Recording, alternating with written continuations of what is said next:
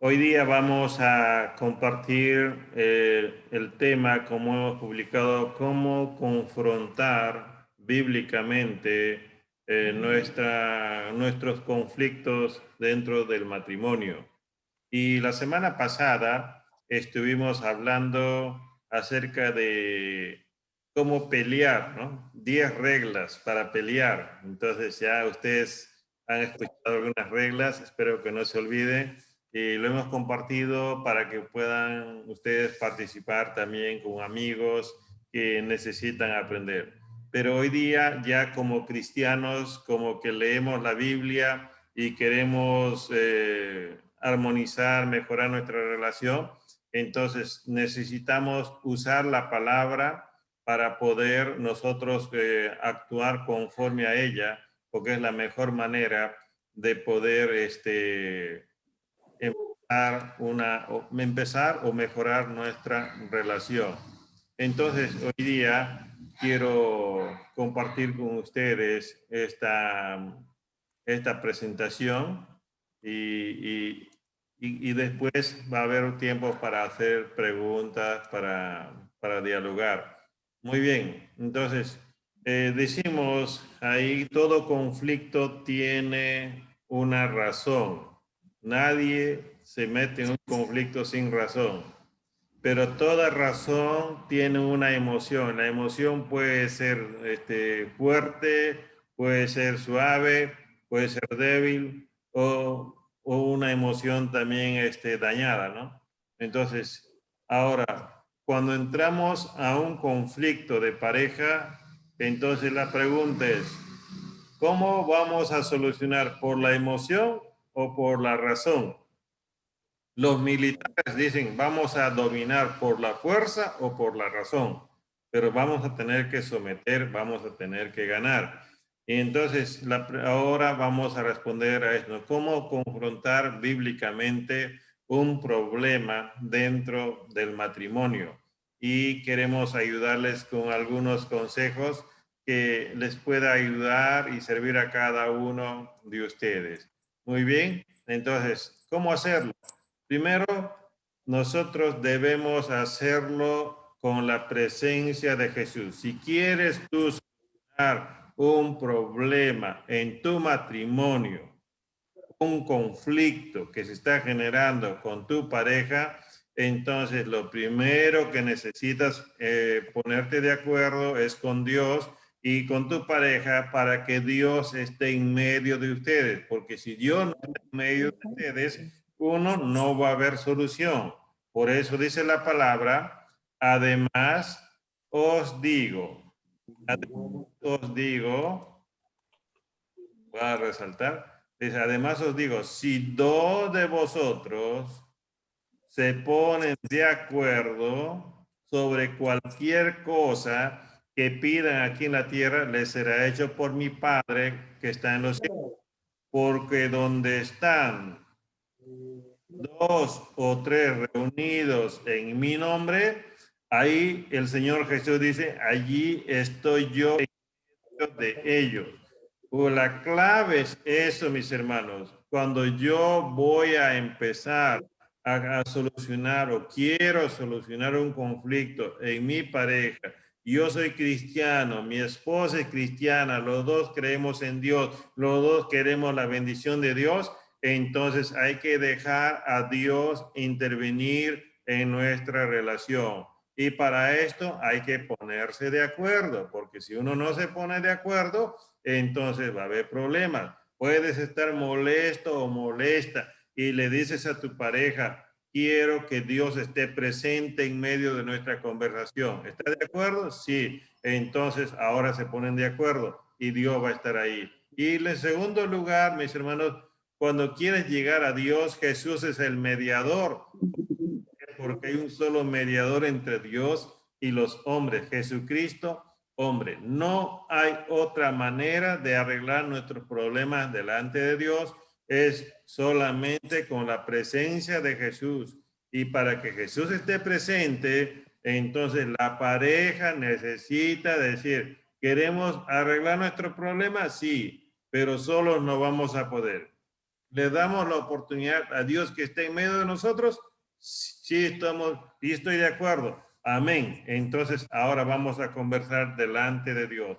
Eso es lindo. Cuando alguien empieza a confrontar poniendo a Dios en medio, muchas cosas ya van a tener respuesta o solución, porque Dios comienza a trabajar en nuestros corazones, comienza a trabajar en nuestra mente y nos comienza a guiar.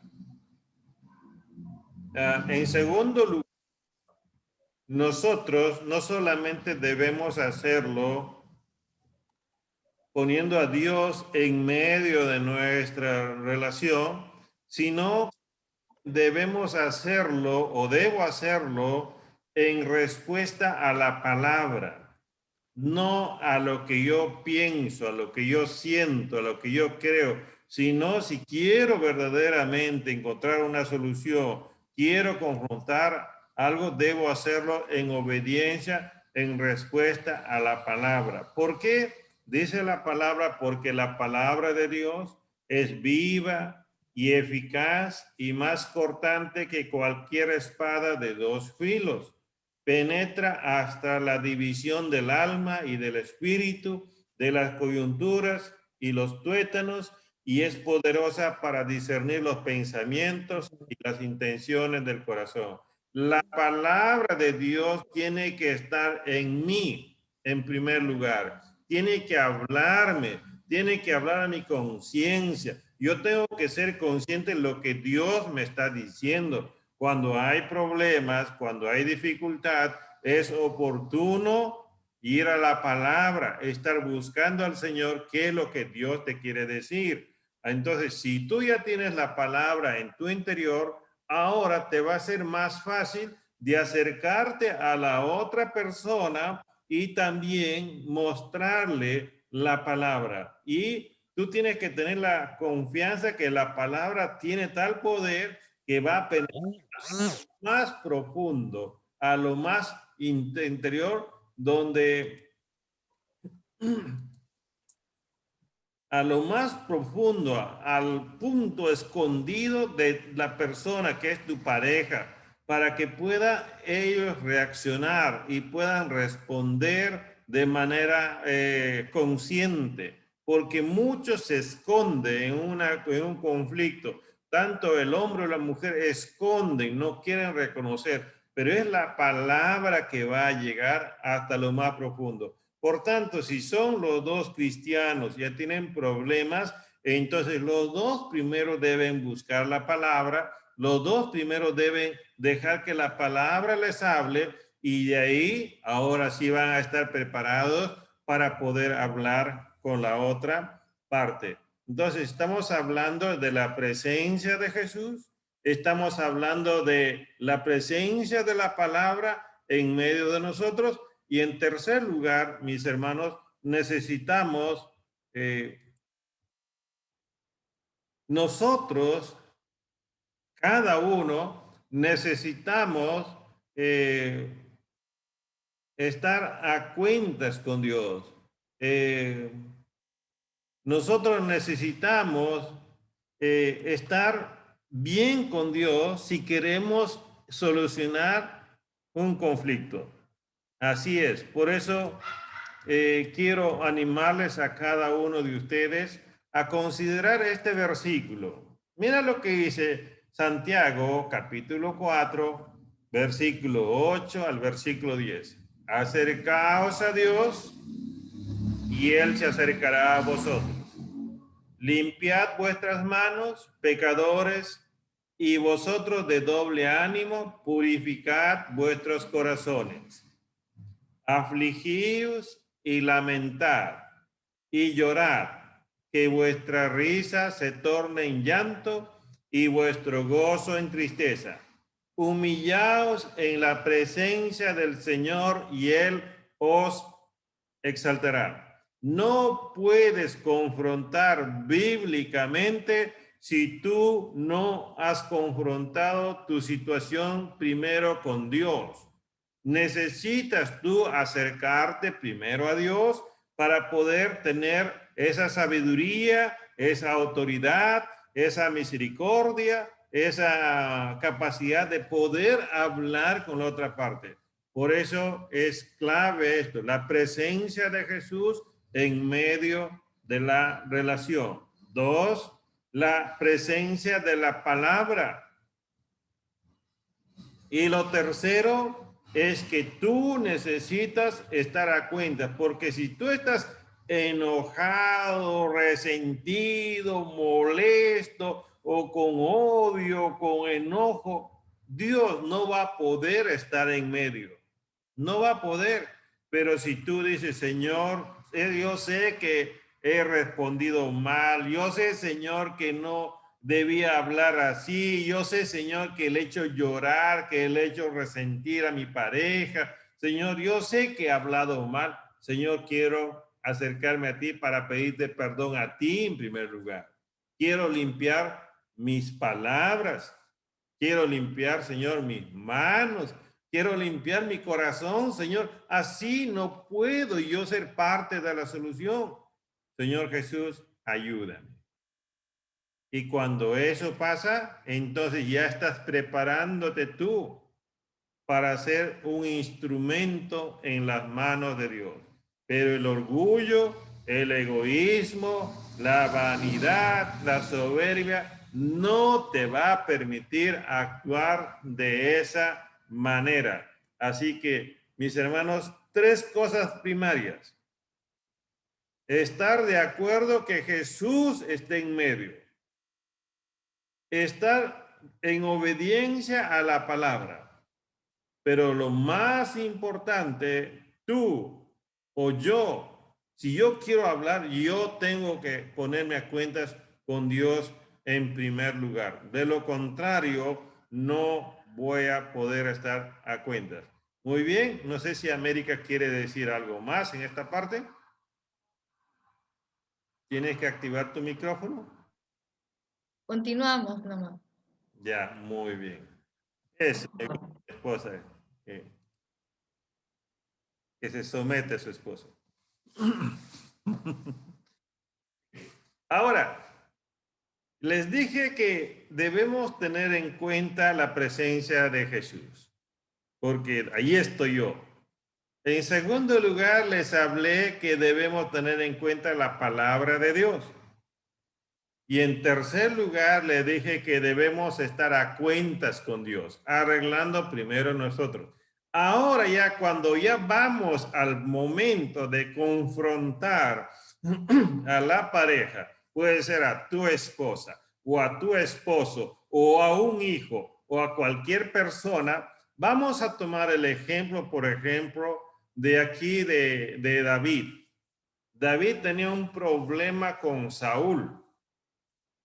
Y David literalmente estaba siendo odiado, perseguido por Saúl. El resentido debía ser David. El ofendido debía ser David. El que buscara la muerte de Saúl debía ser David porque ya era rey. Pero aquí en este pasaje quiero que ustedes puedan entender que David actuó con humildad y con misericordia. Y eso es lo que Dios quiere que cada uno de nosotros pueda tener. Si yo quiero hablar con mi esposa, quiero hablar con mi hijo, quiero solucionar un problema, entonces si yo voy en soberbia, no voy a encontrar ninguna solución. Pero si yo voy con humildad, y con esa disposición de mostrar misericordia, entonces ya soy parte de la solución y no parte del problema. Mira lo que dice el texto. Y dijo David, ¿qué dijo David? A Saúl, ¿por qué escuchas las palabras de los hombres que dicen, mira, que David procura tu mal? O sea, la gente le decía a Saúl, David procura tu mal. Pero la realidad no era así. Y ahora David había entrado a una cueva, Saúl estaba durmiendo tenía la oportunidad de matar a Saúl, porque Saúl lo buscaba para matarlo. Pero ¿qué es lo que pasó? David entró y misericordia. ¿Y qué hizo? Cortó un pedazo de su poncho, de su capa de Saúl y lo sacó. Y dice, y mira, Padre mío, mira la orilla de tu manto en mi mano, puesto que corté la orilla de tu manto y no te maté. Reconoce y ve que no hay maldad ni rebelión en mis manos y y que no he pecado contra ti. Eso es la clave. No ir a matar, no ir a hundir, sino ir con esa actitud de querer verdaderamente solucionar un problema. No hay maldad ni rebelión, no hay maldad ni rebelión en mis manos. Un hombre que vaya a su mujer sin esa actitud de maldad ni rebelión, entonces va a encontrar la solución. Y por eso dice, a pesar que tú acechas mi vida para quitármela, juzgue el Señor entre tú y yo, y que el Señor me vengue de ti, pero mi mano no será contra ti. Si un hombre le dice esta a su mujer, mi mano no va a ser contra ti. ¿Estás pensando mal de mí? ¿Estás acusándome sin fundamento? Pero yo no tengo ni maldad ni rebelión contra ti. Yo lo dejo al Señor, pero no voy a pensar mal de ti ni voy a causarte daño. Esa actitud de David, ¿qué produjo? Dice el texto, y sucedió que cuando David acabó de decir a Saúl estas palabras, entonces Saúl alzó su voz y lloró. Y dijo a David, eres más justo que yo, porque tú me has tratado bien mientras yo te he tratado con maldad. ¿Se dan cuenta la actitud con la que nosotros debemos acercarnos a la otra parte? Con esa actitud de humildad y esa disposición de mostrar misericordia, ayuda mucho para confrontar un problema con la pareja. Y que más abajo, en otra parte, dice, y Saúl dijo, he pecado. Vuelve, David, hijo mío, porque no volveré a hacerte daño, pues mi vida fue muy estimada, pues mi vida fue muy estimada en tus ojos hoy. Eso es lo que el hombre y la mujer necesita hacer, estimar la vida de su pareja y no procurar hacerle daño. De esa manera ya estamos encontrando ahora un modelo de confrontación de David con Saúl. He aquí, he actuado neciamente y he cometido un grave error. No puede darse cuenta la otra parte que está mal si tú no vas con una actitud de humildad y disposición a mostrar misericordia. Tienes que demostrarle lo contrario. Sí, no puedes ir a un enojado, tú enojado. A uno que está levantando la voz, tú levantando la voz. No puedes ir así. Nunca vas a encontrar solución. Y aquí hay un modelo, por ejemplo, de David con Saúl. ¿Cómo podemos nosotros confrontar bíblicamente? Ahora, veamos otro caso. Otro caso es, ahora vamos a ver el caso de un hombre llamado José. José había tenido problemas con sus hermanos mayores. Sus hermanos mayores le tenían envidia, era el menor, era el engreído de papá, lo metieron a un pozo y dijeron, para que no se muera mejor lo vendemos a los madianitas. Y desaparecieron a José del mapa y llevaron el poncho de José, lo llevaron a su papá manchado con sangre y con mentira dijeron que se lo ha comido el león, mira aquí está su ropa, esto es lo que ha quedado. O sea, eran hermanos, pero más que hermanos eran enemigos. Pero todo eso porque estaban afectados en sus emociones por lo que el padre le estaba dando más importancia a un hermano menor.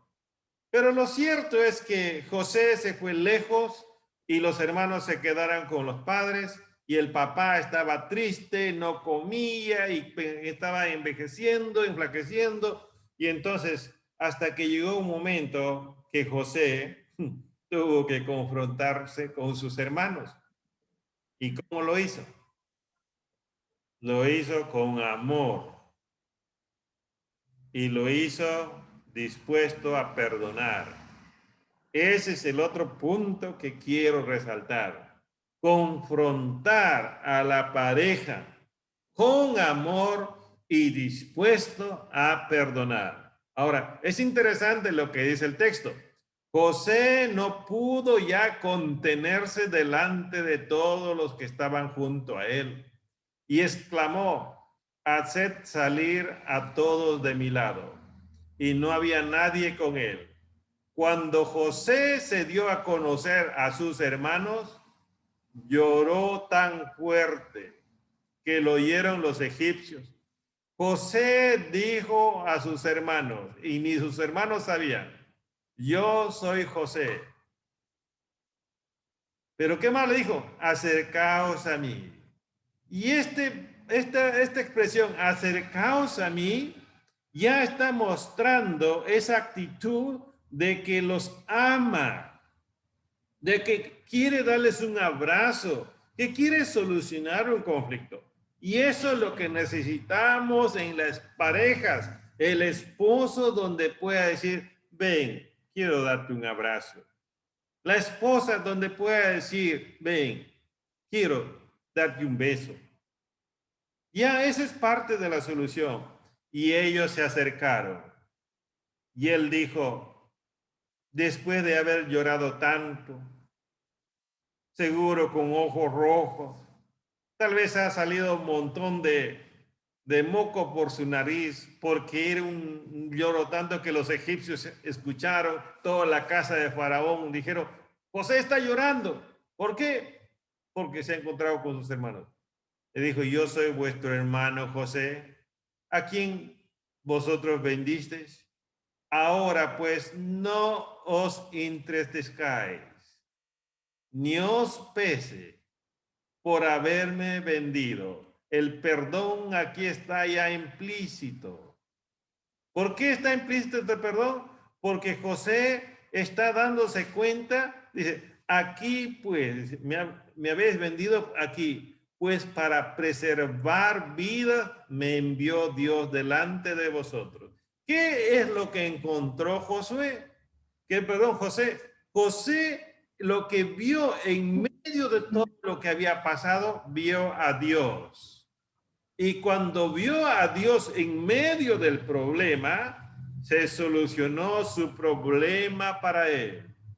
Ese es el secreto, aprender a ver a Dios en medio del problema. Y José pudo ver a Dios en medio del problema. Y cuando tú llegas a ver a Dios en medio de tu problema, ya tienes la respuesta que es lo que ha pasado, por qué ha pasado las cosas. Y dice, Dios me envió delante de vosotros para preservaros un remanente en la tierra y para guardaros con vida mediante una gran liberación. Entonces entonces se echó sobre el cuello de sus hermanos, de su hermano Benjamín, y lloró. Y besó a todos sus hermanos. Eso significaba que le estaba diciendo, hermanos, les perdono. Como Jesús dijo en la cruz, no saben lo que hacían. Y a veces en el matrimonio nos ofenden sin darnos cuenta y nosotros pensamos que estábamos en lo correcto. Mis hermanos, Eso es clave. Hablar con amor, dispuesto a perdonar. Y vamos a ganar mucho. Ahora sí le dejo un espacio a mi esposa que está queriendo hablar. Es solamente para hacer un resumen de los casos de David y Saúl y de José con sus hermanos. Es interesante notar que quien toma la iniciativa no es, por así decirlo, entre comillas, el culpable, el que está hiriendo. Generalmente nosotros cuando tenemos un problema en el matrimonio, generalmente la parte afectada dice, ¿por qué le voy a pedir perdón si es que él o ella es el que me está ofendiendo? Al contrario, él debería o ella debería pedirme perdón porque ellos son los culpables, los que me están afectando, el que me está afectando, o él o la que me está afectando a mí. Pero tanto en el caso de David como Saúl, y en el caso de José y de sus hermanos, vemos que la parte que toma la iniciativa no es necesariamente la parte culpable, sino la persona que ha sido afectada.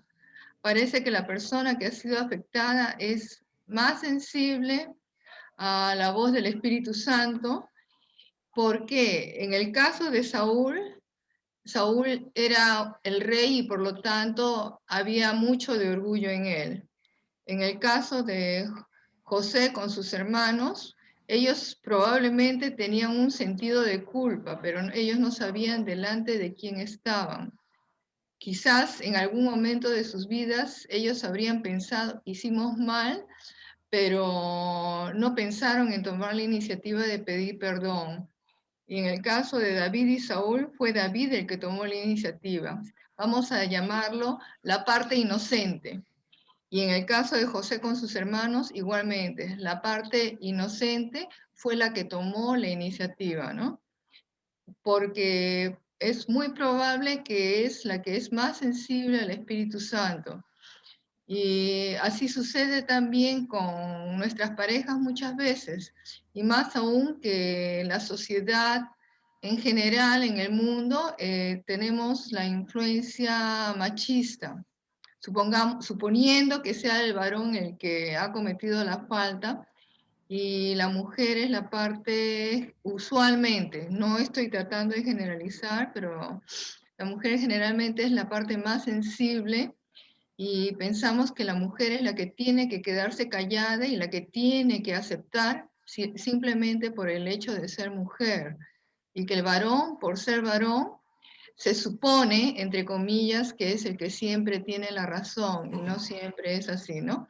En el caso de David, él era un simple pastor, después él ni siquiera era rey, ¿no? Y entonces Saúl va a decir, ¿cómo yo le voy a pedir perdón a un simple pastor, un súbdito mío? Él se sentía en una posición superior. Y en el caso de José y sus hermanos eran sus hermanos mayores y él era el penúltimo.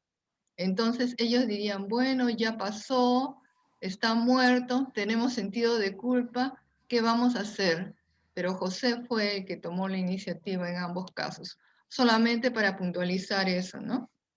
Gracias, América. Buen aporte de el que toma la iniciativa no es el que ha cometido la culpa, sino el que se ha sentido ofendido.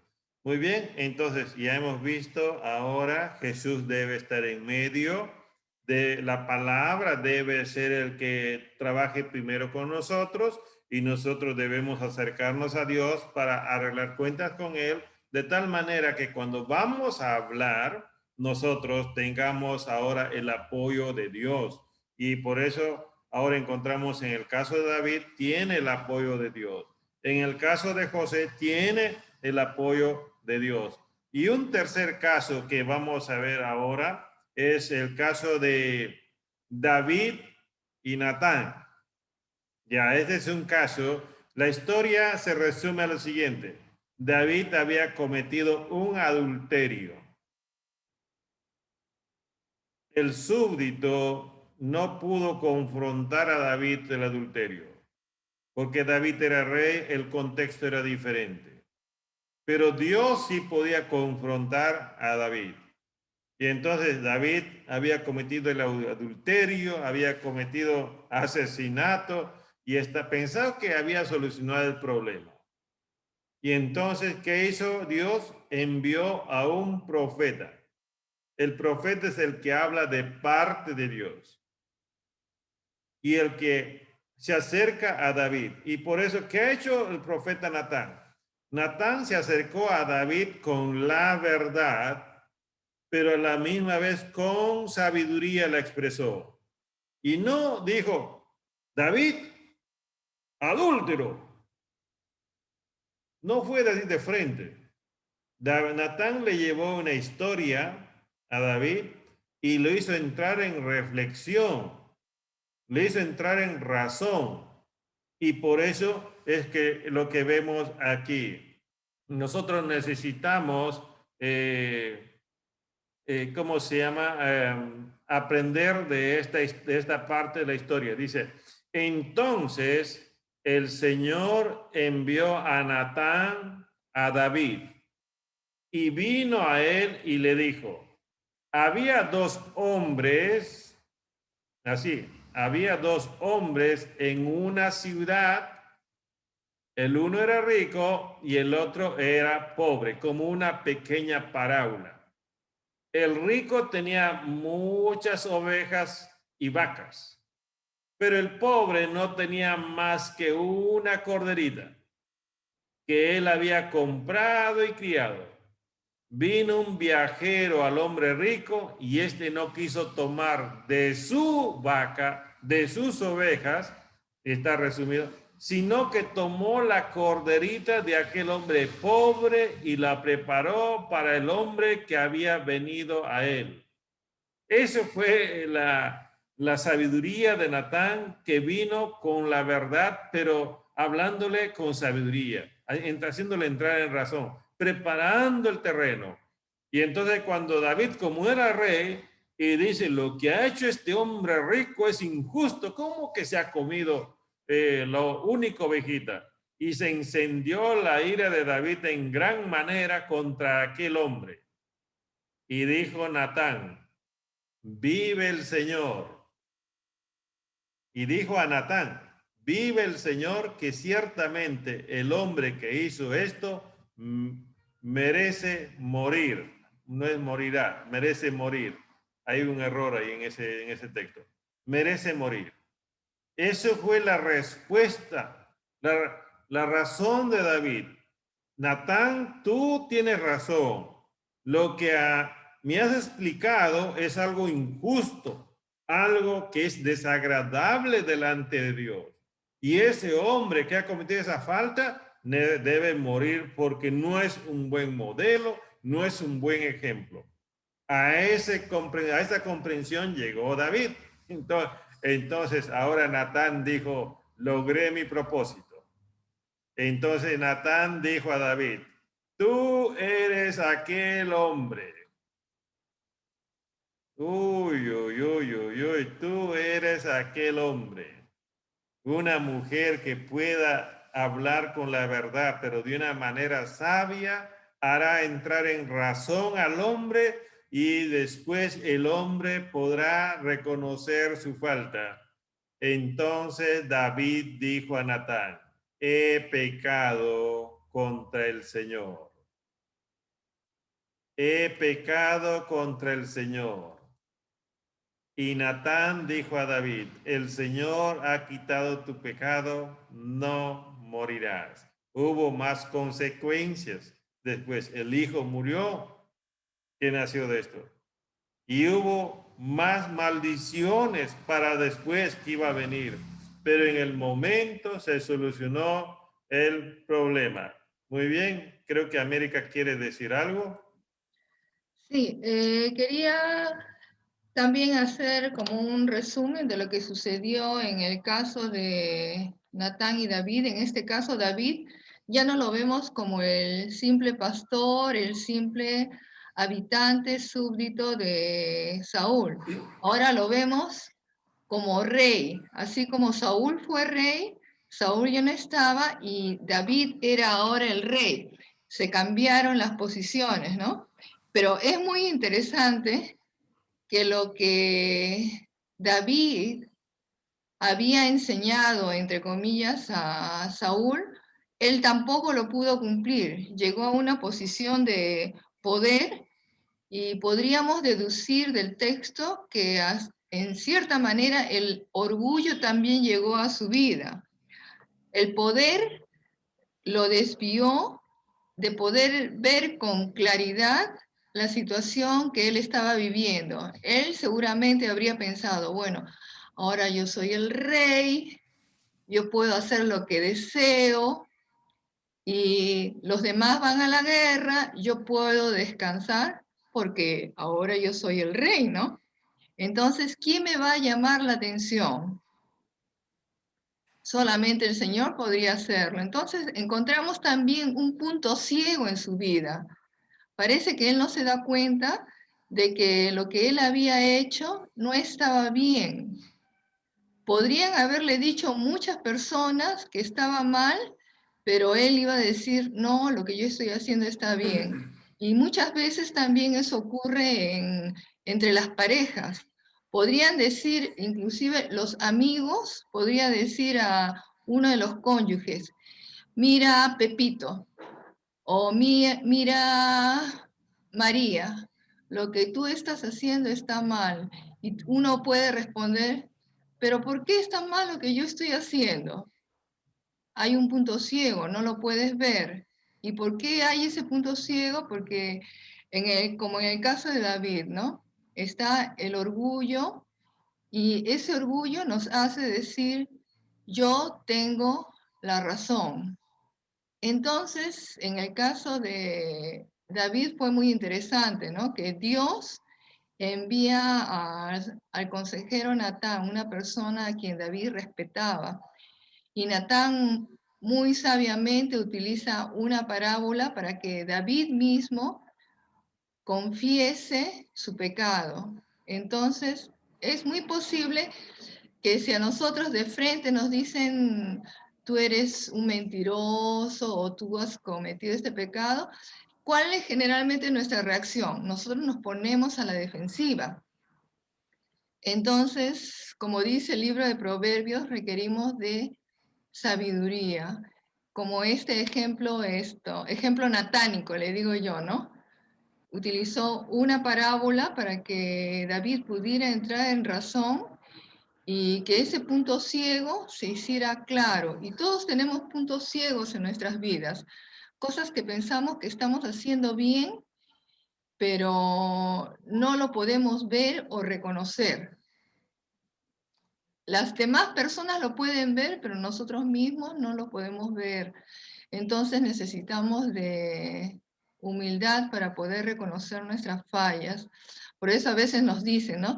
Eres un terco o una terca, porque se lo tratamos de decir de una y mil maneras, exagerando, ¿no? Pero tratamos de decir de una y mil maneras y no nos entiende nuestro cónyuge.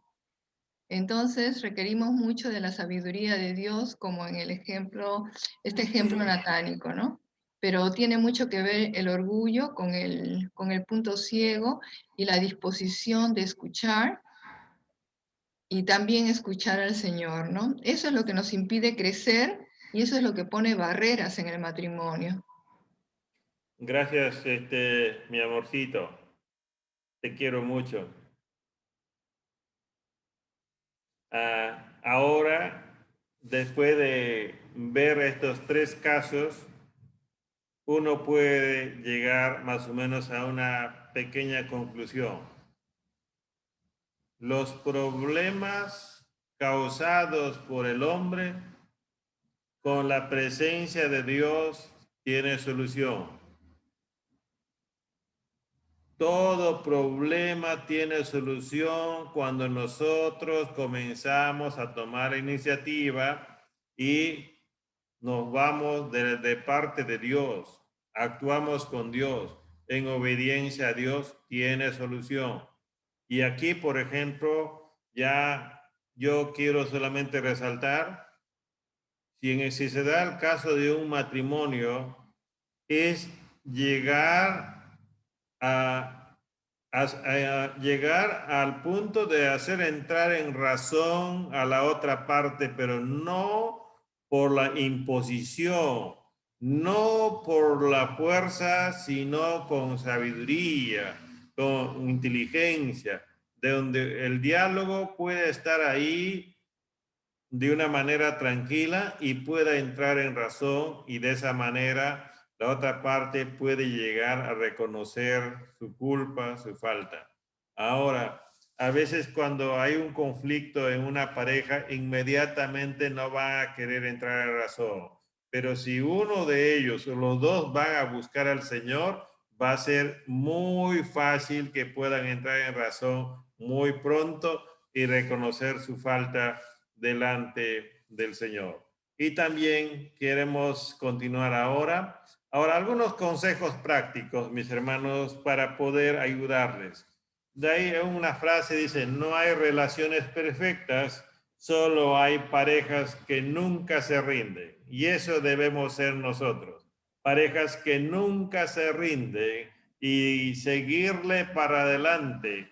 Y ahí puede estar el motor un poco caliente, queriendo salir humo del motor, pero todavía más allá está el grifo donde hay agua, entonces llegamos apagando, enfriando el motor o no sé cómo, pero llegamos al lugar.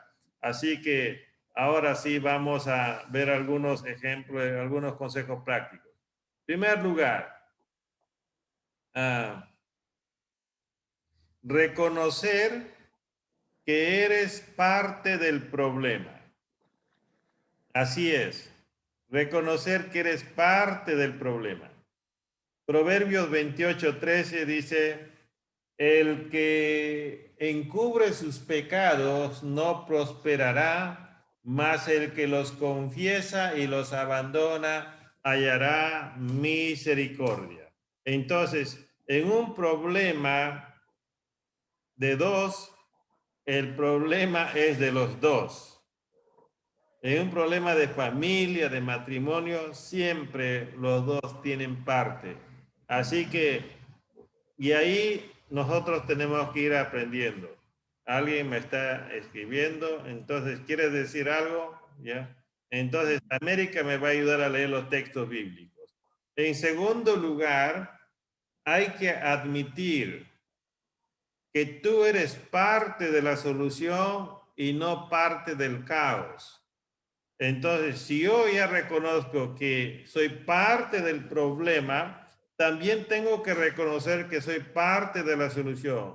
Y si yo quiero ser parte de la solución, tengo que leer ese texto de Salmo 51:10. ¿Qué dice Salmo 51:10? Crea en mí, oh Dios, un corazón limpio y renueva un espíritu recto dentro de mí. Entonces, eso es lo que David ahora está buscando después de que reconoció su culpa con Natán delante de Dios. Pidió un nuevo corazón, un espíritu recto, porque quería encontrar una mejor vida, quería encontrar una mejor oportunidad. Y eso es lo que nosotros necesitamos, buscar al Señor. Señor, yo quiero ser parte de la solución, pero necesito que me ayudes a cambiar mi corazón, que me ayude, Señor, a tener un espíritu que camine recto, Señor, que haga las cosas correctas, justas, Señor. No quiero ser injusto, no quiero, Señor, ser violento. Señor, dame un corazón que pueda hablar con amor y mostrar misericordia. Eso es lo que necesitamos. Entonces, yo ya reconozco que soy parte de, pero también soy parte de la solución. Y ahora, cuando yo empiezo a dialogar con la persona, debo buscar no ofender, porque no quiero ser parte del caos, sino de la solución. Y por eso hay que tratar de dialogar sin ofender. como aquí dice Efesios 4:29. ¿Qué dice Efesios 4:29? Ninguna palabra corrompida salga de vuestra boca, sino la que sea buena para la necesaria edificación, a Ya. fin de dar gracia a los oyentes. Entonces, esa palabra corrompida puede ser una lisura, un adjetivo que puedas soltar y puedas tratar de degradar a tu pareja, pero todo eso no puedes soltarlo en un momento que quieres dialogar, que quieres tú solucionar. Tienes que tragarte todas esas cosas porque le estás pidiendo a Dios un nuevo corazón, un espíritu correcto. El Salmo 37:8, mira lo que dice. Deja la ira y desecha el enojo. No te excites en manera alguna a hacer lo malo. ¿Ya? Entonces, te estás enojado, no dialogues enojado. Ya hemos dicho desde el inicio hemos dicho, Jesús está en medio, yo me someto a la palabra, me pongo a cuentas con Dios, entonces ahora voy al ejemplo de David con Saúl, muestro humildad y misericordia, voy al ejemplo de José con sus hermanos, amor y perdón, dispuesto a perdonar, voy al ejemplo de David con Natán, ahora sí hay verdad y a la misma vez sabiduría. Entonces, todas esas cosas cuando se van juntando, ya me va dando a mí mucha ayuda para poder dialogar. Y ahora, lo importante, mis hermanos, también es que a veces no sabemos conversar con la esposa porque dice uno, no me comprende. Y el otro dice, ya me cansé. Pero ¿cuál es el problema? El problema es algo sencillo. No entendemos su lenguaje de nuestra pareja y tampoco nos hemos dado cómo son sus respuestas. Porque si yo entiendo su lenguaje y comienzo a estudiar a mi pareja, cada vez que le digo algo, cómo responde, entonces tengo que ir pensando cómo se ha criado, por qué responde así. A veces puedo sentarme y decir, oye, yo te pregunto así, de esta manera, y tú me respondes de esta manera. Explícame. Entonces, vas estudiando y de pronto ya sabes cómo responde ella, cómo responde él, cómo habla, cómo se expresa. Y entonces lo que vas a buscar es tratar de hablar en su idioma, hablar en su estilo, en su timbre, para que te pueda entender. Entonces, a veces, por ejemplo, yo cuando estoy mirando televisión, y mi esposa está haciendo otra cosa, me dice, baja el volumen. Ya bajo el volumen. Y me dice, sigue bajando el volumen. Y yo le digo, yo soy medio sordo y estoy escuchando casi nada. Y yo digo, bueno, ya, bajé el volumen, ya. Pero a veces cuando a ella le interesa algo, me dice, sube el volumen. Y yo digo, no que quiere que baje el volumen y ahora me dice, sube el volumen. Y me dice, súbele un poquito más. Entonces, yo me he dado cuenta que cuando ella está en sus asuntos personales, concentrada en algo, no quiere ruido. Pero cuando ella está concentrada en algo, sí permite el ruido.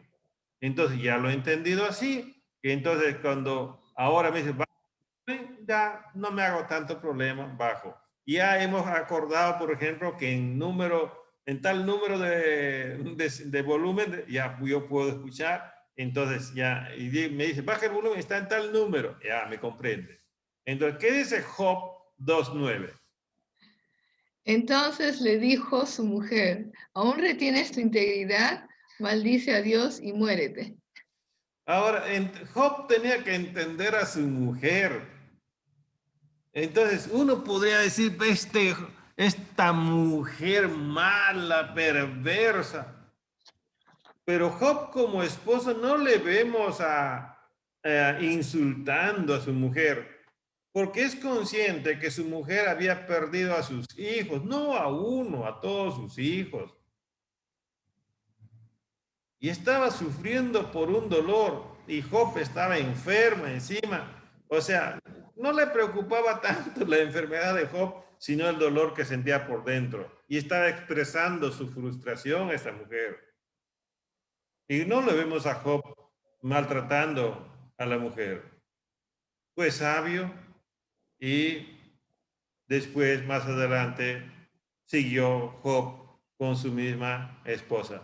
Y por último, mis hermanos, exprésate con tus emociones naturales. Cuando digo tus emociones naturales, de la manera como tú te alegras, de la manera como tú te muestras tu felicidad, de la manera como tú hablas con tu bebé, de la manera como tú ves a tus papás. Entonces, de esa es la emoción natural que tú siempre manifiestas cuando no estás enojada, cuando no estás fastidiado, cuando no estás con cólera. Esas son las emociones que necesitas tener para poder hablar, confrontar de una manera serena y ser parte de la solución. Muy bien, entonces ahora, ¿qué más tenemos por aquí? Por aquí tenemos algo más. Muy bien, la reflexión es la siguiente. Primero, ¿cómo solucionaban mis padres sus conflictos? Porque de alguna manera se repiten. ¿Cómo solucionaban mis padres sus conflictos? O tal vez nunca solucionaba. Eso necesitan reflexionar. Dos, ¿cómo debo solucionar los conflictos bíblicamente? Lo que acabamos de decir, traten de hacer un pequeño repaso. Tres, ¿cuándo se soluciona un conflicto matrimonial? ¿Cuándo para ustedes ya el conflicto ha sido solucionado? Y eso es lo que ustedes necesitan aprender en esta noche. Muy bien, ahora sí, terminé mi parte.